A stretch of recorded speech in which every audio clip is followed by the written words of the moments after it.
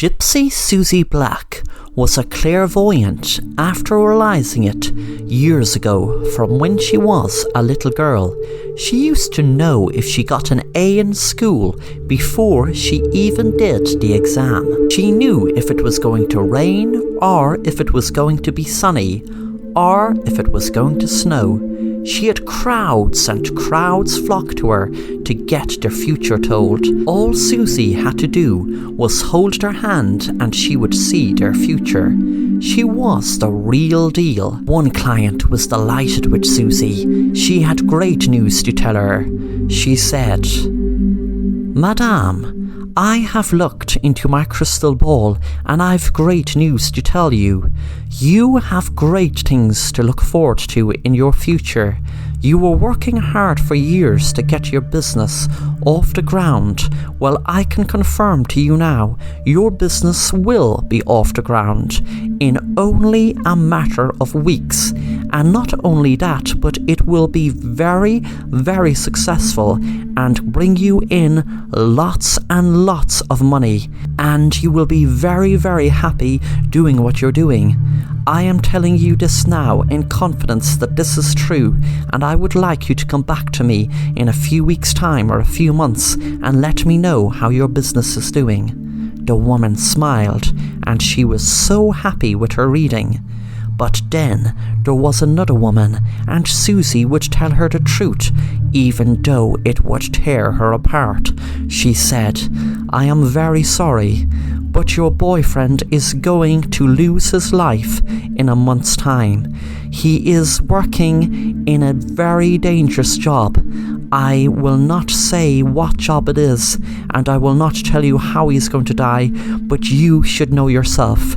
You are getting danger money from your husband from the job he's doing.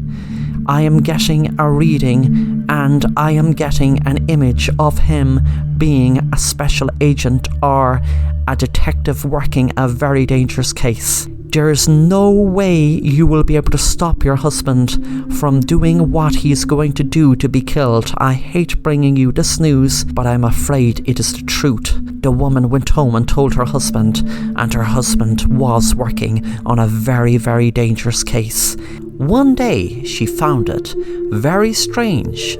She held a client's hand, but didn't feel anything. She just saw fire. She couldn't tell what it meant.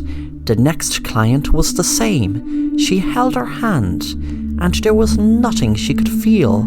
Just see fire. The client got angry, not being told anything, but Susie wasn't going to lie. She wasn't going to make up stuff, because she never lied. She knew that there was fire, there was heat, but what did it mean? Susie was worried. She lost her psychic powers, but then she realised she hadn't lost any of her powers. She was seeing the future. She heard people scream and went outside and could see fire in the sky.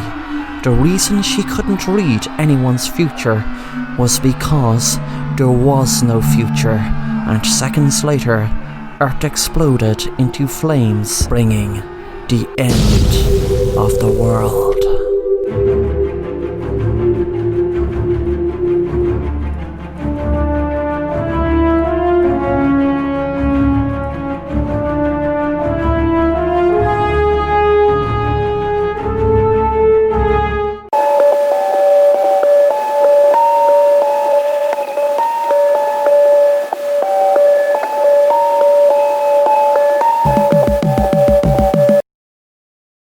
Mary and their daughter Susie were so happy as they were going to a new horror theme house for Halloween. It was meant to have been like a real horror house you'd see in the movies, and there was even a ghost train in it also.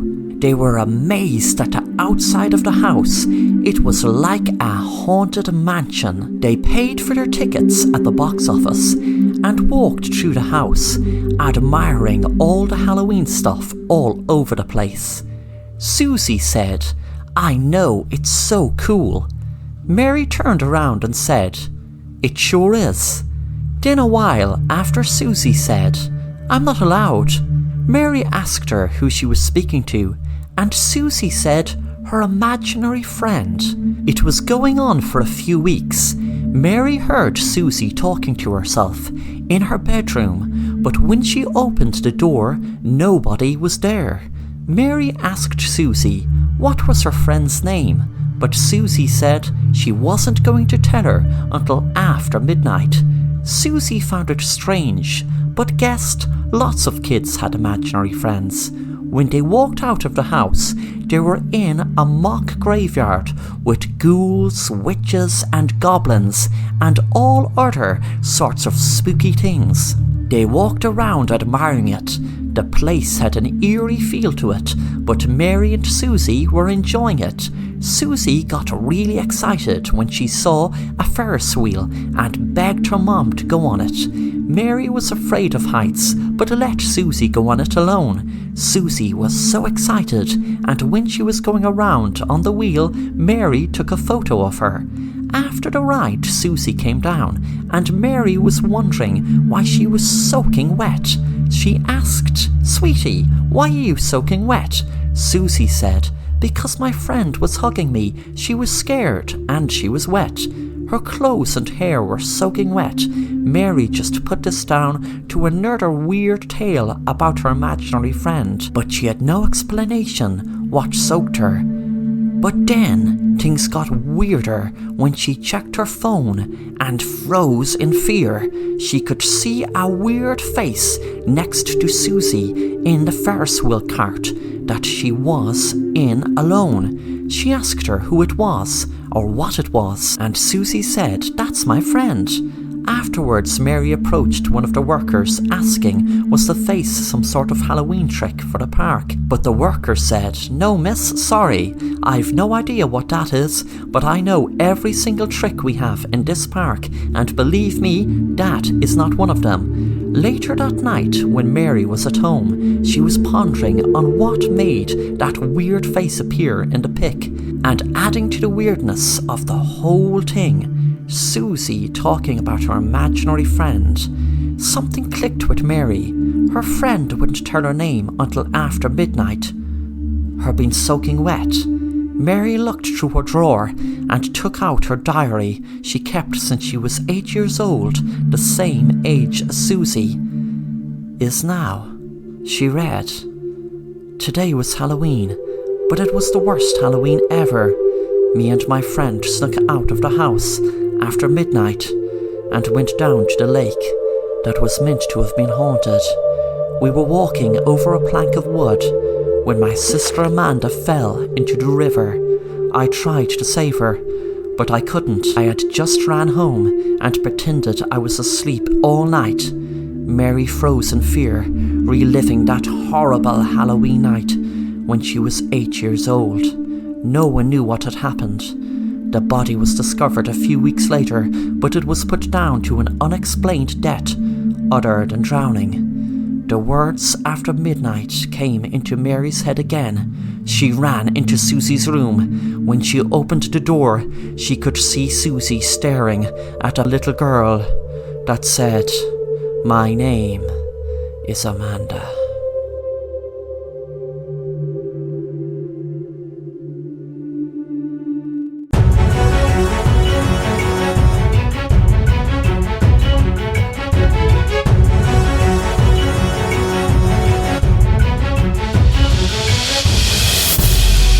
It was a hot summer's day, and 3 school friends met after 10 years.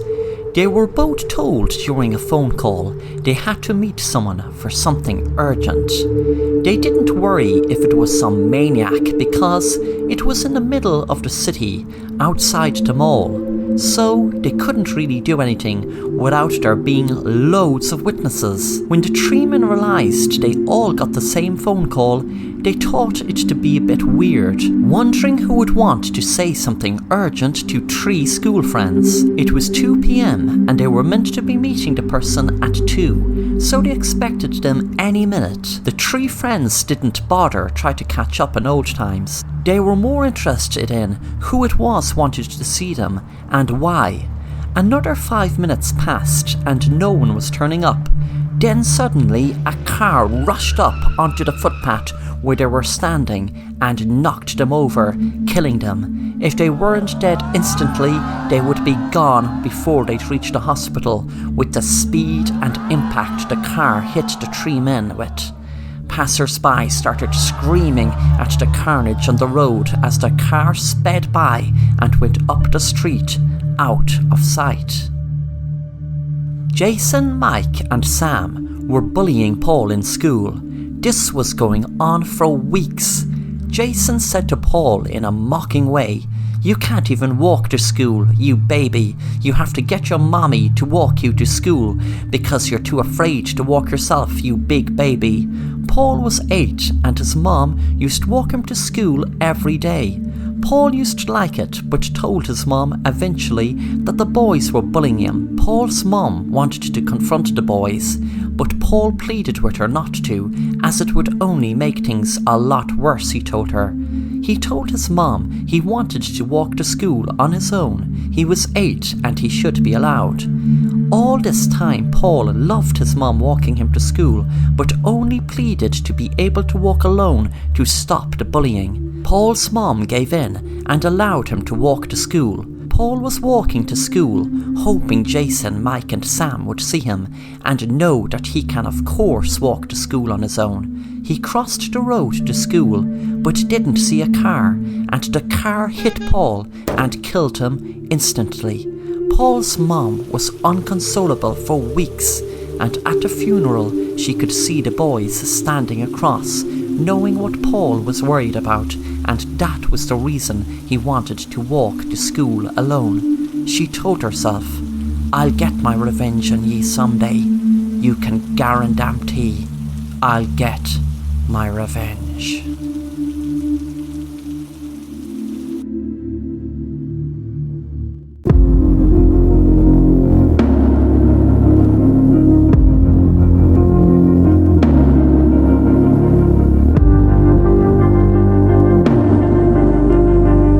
Mark was upset about his wife Louise missing. She was missing for 2 months now, and he had discovered the horrible truth about why she left. Her best friend was murdered. He didn't know why she killed her, but it had to be that, because a few weeks after she disappeared, her best friend's body was found to be beaten to death. Mark visited a therapist once a week, and it gave him some comfort, but never made up for not being with his wife. The therapist asked Mark how he is dealing with things. Mark said, "I am just struggling to cope. Me and my wife did everything together and went everywhere together. I miss her so much. She was my rock. Some nights I just lie in bed and cry and wonder what had happened. And now the police are saying she killed her best friend. I just can't take any more of it. It's killing me inside. Sometimes I just wish I was dead." Detective Jackson was working on the missing persons case of Louise, Mark's wife, and also the murder of her best friend Stephanie. He was looking through the police tapes. He knew something was bothering him, but he couldn't put his finger on it. He was going through hours and hours of police footage, hoping he would spot what it was that bothered him about the case. He watched one interview. The police officer put their phone on the table and pressed record. Mark said, "Where is my wife? Is she okay? How do we not know that whoever killed my wife didn't kill her best friend?" The police officer spoke. "Sir, we have some evidence that we need to share with you. That is why you were called in today. We have searched through hours of CCTV footage from your house and the surrounding areas. We had no idea when your wife's friend was murdered, but sir, I am sorry to tell you about this, but we have footage of your wife striking her friend in the head several times with a weapon and continuing to beat her with it until she was dead. Mark shot up in the chair. "What do you mean? How could my wife kill her best friend? She wouldn't harm a fly." The police officer said, "Sir, I know that it's going to be hard to you watch, but you will be able to see the footage yourself. Sometimes it's very hard for us to grasp what people we are close to are capable of, and from my experience, any one of us can be pushed to do extreme things, even murder." Mark spoke loudly. "So that is why my wife is missing? She went on the run after killing her best friend? So that means she's more than likely out there somewhere still alive?" "That's correct, sir." When Mark watched the footage, he felt sick and shocked watching his wife. He loved to do something so crazy. The next appointment with Mark's therapist, he would tell his therapist the shocking news. He had learned his own wife had killed his best friend. A few days later, Mark told his therapist he received an email from his wife Louise. It read, "Hi love, I am so sorry that I had to leave, but you should know by now, I had to murder Stephanie. She was going to kill me first.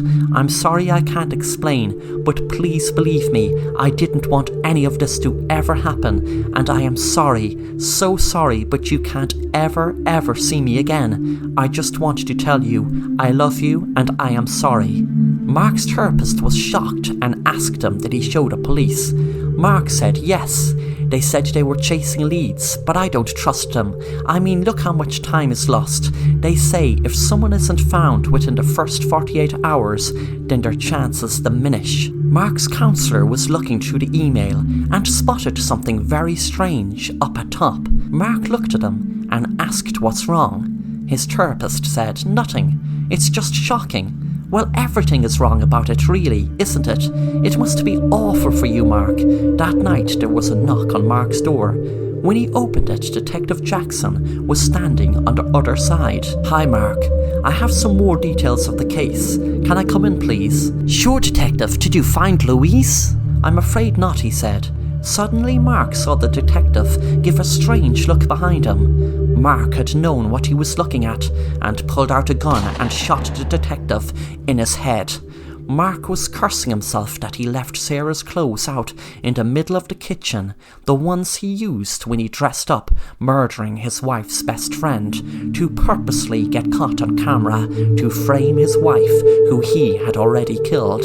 He wanted the police to think she was still out there somewhere on the run, so that he wouldn't be a suspect for murder. He wondered what the detective had called for. Mark didn't even want to kill his wife, but knew she was having an affair, but didn't realise who with. But he could see all the emails on her phone and messages from a guy called Romeo Lover. He was even put in her contacts list as Romeo Lover. Suddenly he heard a noise and turned around, wondering what it was. He pointed the gun and then realised he was just being paranoid. But now he has to get rid of another body, he was telling himself, the snooping detective. He went out to the back garden and dug a hole to throw the body of the detective in, and would dig it up later to get rid of in a better place. He was too tired to drive to the woods tonight. When the hole was dug, he felt a bang on his head and fell into the hole unconscious. When he woke up, he was staring. Everything was a blur. The therapist's face came into view. "You are going to be buried alive, you bastard. You killed the love of my life. I am Romeo Lover, and I loved her, something you could never do. I suspected you killed her, but never guessed this until you showed me that email. I recognized the IP address. It was very strange, the email from your missing wife coming from your home network. Then I asked Detective Jackson to come out to your house, and well, you just confirmed everything for me. Now it's time to you be buried alive." Mark's therapist threw a shovel full of dirt on him, and more, and more, and more. Mark was too tired and weak to fight it, and a few minutes later died while being buried alive. When he had him buried, he knew what he had to do. Tell the police he arrived at the scene After discovering Louise was in the house, since the emails were using the home network, and by the time he arrived, she had killed the detective and buried him with her husband, he wondered, would this story be plausible? After all, he was Louise's therapist. Would the police put two and two together and realise they were having an affair? He doubted it. Then he smiled. It worked to his advantage. Her husband using her supposedly dead or missing wife's phone. After all, it was her phone used in her home network, which proves she is alive. And she came back to her house to kill her husband, and ended up killing the detective also, and buried them both. The therapist smiled at his idea and said to himself, "This has all come together perfectly."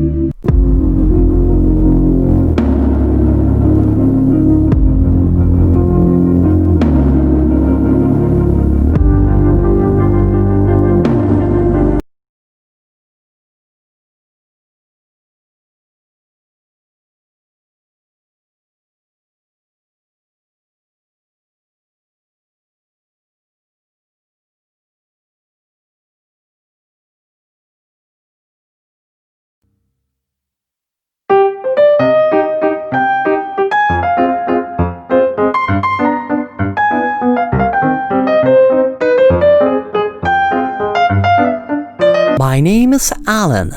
I always loved acting, and every year in my school I used to get a role in the local play. I loved playing the main part, but to be honest, any part I loved playing. I was reading through my local newspaper one day when I spotted an ad for an audition for a TV show. I was so excited about it. An audition in my very own town for a TV show. It was so attractive to me. I rang the number as soon as I got my confidence up. The lady on the phone took my details and then gave me an email to email a short video of me playing any role. I chose to send her the best role I could think of, which was a play I did last summer. I waited a whole week and got no reply. I was about to lose hope when finally my phone rang and I was asked to come to an audition, which was happening on Saturday. They emailed me the script. I read through it. The role was me walking up to a guy, asking him what advice he would give me on my wife cheating, and act really upset. I practiced in front of the mirror for about an hour, making up different dialogue that would suit the role. Finally, the day came for the audition, and I was nervous, but I just had to park the nerves and realise this is what I always wanted. There were 3 people I assumed were judges sitting in the theatre, and a man on stage. As soon as I walked in, the man said, "Just in time, Alan, is it?" I said yes. When I went up on stage, he said, "Give it your best performance. Are you ready?" I said, "Yes, I'm as ready as I ever will be," and gave a smile. I jumped back with fear when the man pulled out a knife and started screaming. I was trying to run from him and he grabbed me. I looked into the audience and the 3 people were smiling. I felt sick, knowing that if I didn't do something, he would kill me. He started shouting hysterically like a madman and raised the knife again. I pulled him back and he fell off the stage. It was like I could hear a crack as his head hit the floor hard, and there was a pool of blood. I was on stage, frozen in fear. The 3 people started screaming. I wondered why they brought me here to an audition to kill me. They all got together and held me, while one rang the police. I kept screaming, "Let me go, let me go." I said he was trying to kill me. One of the men shouted, "You bloody madman, you know that was the role you were meant to play. I sent it in your email." A few minutes later, when the police arrived, I showed them my phone and the email that was sent. It was then the man realised he had sent me the wrong script. The man I just killed, who I thought was trying to kill me, was only acting out a role that was in the script I was meant to have received. He never had any intention of killing me, and the knife wasn't even real. But the police had confirmed even before the email was read, the man I pushed had died from the impact when his head hit the floor.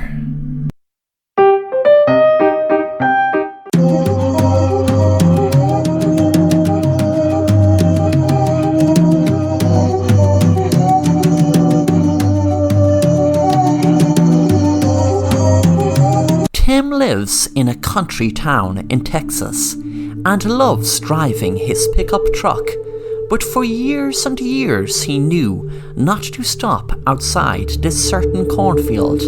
The field seemed to stretch for miles and miles, and he dreaded the day he would run out of fuel if he had no choice in the matter to stop. When he drove past the cornfield, he tried not to look into it, as if that would stop anything strange from happening. But he knew that if he didn't stop, then nothing should happen. The worst about this story is no one said actually what would happen if you did stop, but his imagination was running wild any time he had to drive past it. There were a few stories about the field, and different things happening different folk, but he didn't really dwell on them, and pretended at least to not believe them. But one night during October, he had to make a pickup for his job, and had to drive past the field. He no doubt wasn't looking forward to it, but it was his job, his livelihood. He had the gas checked, and it was full, so there would be no problem there. While he was driving his pickup truck past the cornfield, he noticed something up ahead. He hoped it was nothing sinister. As he drove closer, he realised there was a car crashed on the road, with 3 people lying in pools of blood near it. But when he looked out the window, he realised one person was alive, looking up at him, no doubt pleading with him to stop and help them. He felt awful passing the person and others, but knew he couldn't stop. He didn't want to stop, so he drove on. As he looked in the truck mirror, he could see the 3 people standing on the road, looking at his truck. He froze in fear and pressed the gas pedal and drove faster and faster, but the cornfield seemed to go on and on even more than usual. Then all of a sudden, it was like dead people walked out of the cornfield and stood right in front of him on the road. He decided to drive past them. There was no way he was stopping. Then suddenly there was a knock on Tim's door, which woke him out of his dream. When he answered the door, the sheriff was standing on the doorstep and said, "I'm very sorry to break this news to you, Tim, but your daughter unfortunately has been involved in a car accident out by the cornfield. I'm very sorry, but she didn't make it, and 2 of her friends were in the car also. One has survived." Tim couldn't believe what he was hearing and was in a daze. The sheriff said, "Tim, are you okay?" Tim was wondering, was this still a dream? Then he felt drowsy and looked up. He was still on the road, near the cornfield. He checked the mirror and looked behind him, hoping this was still a dream. He walked back to see who the dead people on the road were, and he looked down at himself, his daughter, and his daughter's friend. He then realised he was dead.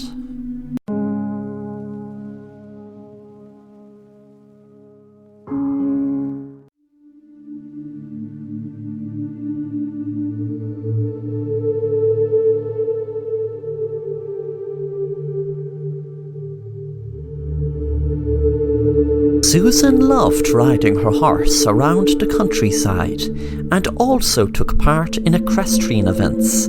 She loved the feeling of the air run through her hair as she felt free as a bird.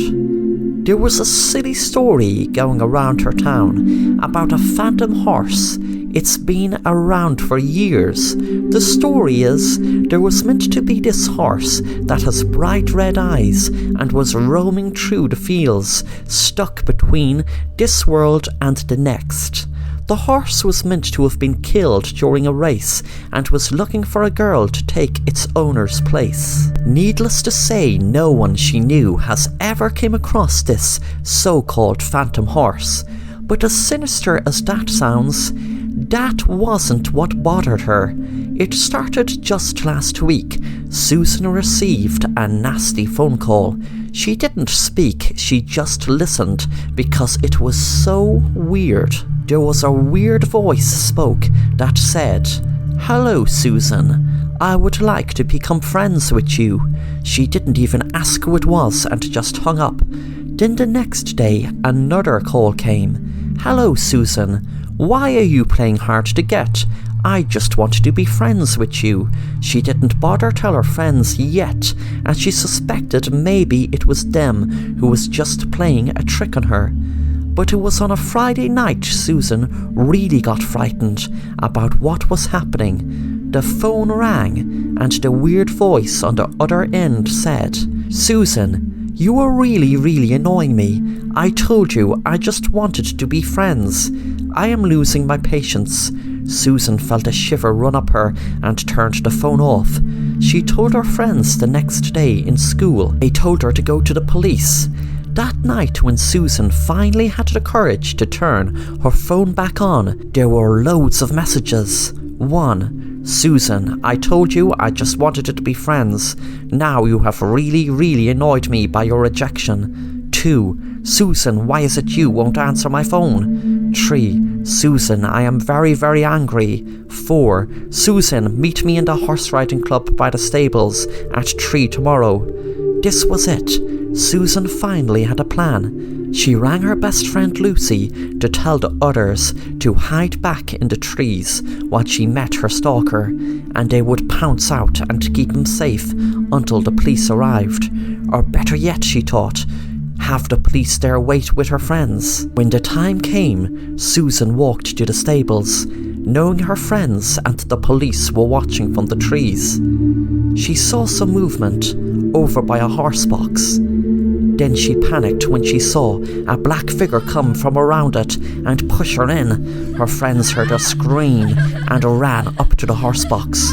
But the worst was to come when they opened it.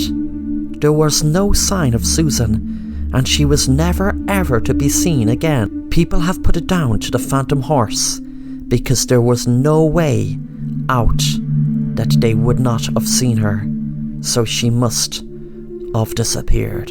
Some nights people have said they had heard a girl crying in the woods, and they had put it down to Susan, caught between this world and the next, with the phantom horse that finally found the girl to replace his owner.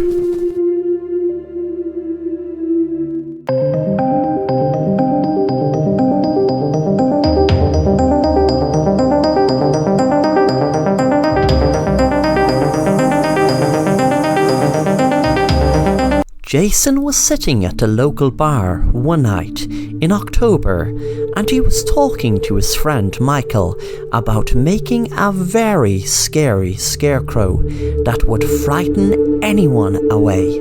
He told his friend, "I am going to make the most frightening scarecrow. Believe me, it is going to be the most realistic scarecrow you will be able to see, and all these pesky high school kids who come around my way drinking, well, they will get such a fright, and so bad that they will never come back again to drink or do whatever it is they do around my way. Just you wait and see. I'm going to have it ready for Halloween." His friend looked at him strangely and said, "How are you going to make a scarecrow to frighten teenagers? I mean, they hardly scare little kids." Jason gave a sinister smile and said, "Just you wait and see." That night, Jason went into the barn and got as much straw that he needed to make the Scarecrow. 2 days later, his friend Michael was trying to call Jason, but there was no answer. He kept calling his phone, but he kept getting onto the answer machine. After eventually giving up, he walked over to Jason's house and knocked on the door, but there was no answer. He looked into the field and saw a Scarecrow, no doubt the one Jason was telling him about. Michael walked up to the Scarecrow and looked at it to see what all the fuss was about and what made it so scary. As he looked at it, something seemed familiar, but he didn't know what. He walked back to his house. 3 days passed and Jason hadn't heard from Michael. Something told him to go to his house to check, and when he did once again, there was no answer. He heard some shouting up towards the Scarecrow. He ran up to see what it was, and he screamed with fright when he saw 4 teenagers lying down next to it, covered in blood, after being stabbed numerous times with a fork. He heard some movement and looked around. Then he froze in fear, realizing no one was there except the Scarecrow. He looked up at it, and he saw its eyes moving. He now knew what seemed familiar. It was Jason's eyes. He realized that the Scarecrow was actually Jason. Then the Scarecrow gave a sinister smile, which was Jason's sinister smile. It was Jason under the Scarecrow, and he smiled and gave a weird laugh. Michael screamed, and with that, 2 police officers held their guns up to him. "Freeze, you're under arrest." When he tried to explain to the police the Scarecrow was Jason, they looked at him like he was crazy, and he was eventually arrested for the murder of the teenage boys that he didn't commit. Jason's body was found inside the Scarecrow, and the community and everyone put it down to suicide. But no one knew the truth. Jason sacrificed himself to become the most frightening Scarecrow only when it suited him, which was the reason he didn't frighten Michael. One night Michael was in his prison cell. He had a dream where Jason told him he never intended him to get blamed for his crimes. When he woke up, he found straw in his bed.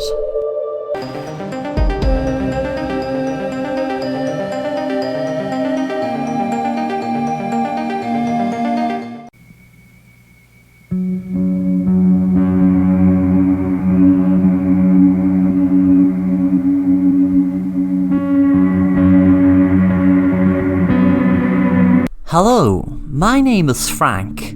I have a story to tell you about what happened to me one Halloween night. Halloween is one of my favourite times of the year.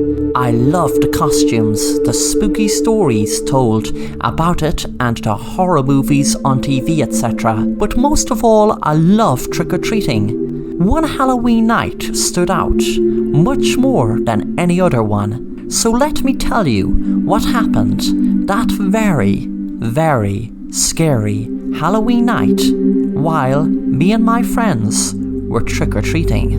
Me and my friends were just chilling in my house on Halloween, playing computer games. We were enjoying playing the games, but decided we needed more fun, so wanted to go trick-or-treating. The problem was we had no costumes, but we had enough pocket money between us to buy something cheap in the store. We bought our costumes and decided to trick-or-treat around my friend's neighbourhood. There surprisingly wasn't that many other trick-or-treaters on the street. We took this as a good thing because it could have meant more candy for us. Hopefully. We knocked on one door and a nice lady greeted us with a smile and gave us lots of candy. I was so happy we decided to go trick-or-treating after all. When we came to the end of the street, there was this really creepy old house that my friends dared me to go knock on. I didn't want to appear a scaredy cat, so I walked up to the door and knocked on it. I could hear something from inside, And then the door opened a little bit, and as I could hear it, it reminded me of a horror movie, as I could hear the door creak. There were cobwebs all over the hall, and I thought, wow, they sure went overboard for Halloween. Then I got a start when I saw a black figure. They seemed to have some really creepy outfit on. They said in a weird voice, "I have lots of candy. You and your friends come in and dig in. I have lots of candy. You and your friends come in and dig in." I found it so weird, I just turned around and ran. My friends laughed at me and said, "Geez, did you see a ghost or something?" I told them that person living there is so weird. They were asking me to get all of you to come in and eat candy. They looked strangely at me. I wondered why. One of my friends said, "I thought you didn't know that story. I asked you before, did you hear any stories about any house in my neighborhood, and you told me no." I said, "What story?" My friend said, "You're kidding about someone being inside there, right?" I said, "No, of course not. I saw them and heard them." My friend said, "That house has been abandoned for years. Legend has it that a group of kids trick-or-treating one night were asked to eat candy at the door, and they were all poisoned."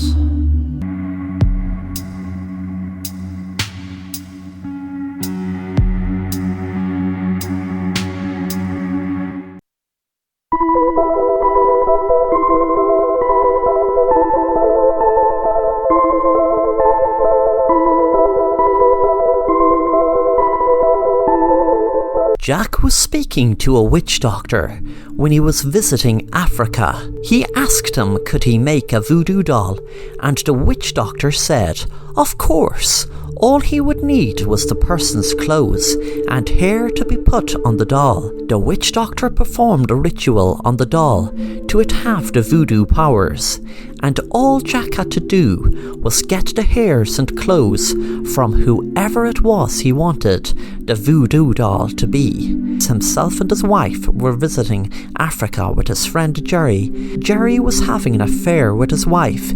He knew the voodoo doll would be the perfect revenge, so when Jerry was asleep, he cut some hair from him and took some of his clothes to cut up and put around the doll. He had it planned to burn the doll so Jerry would burn to death.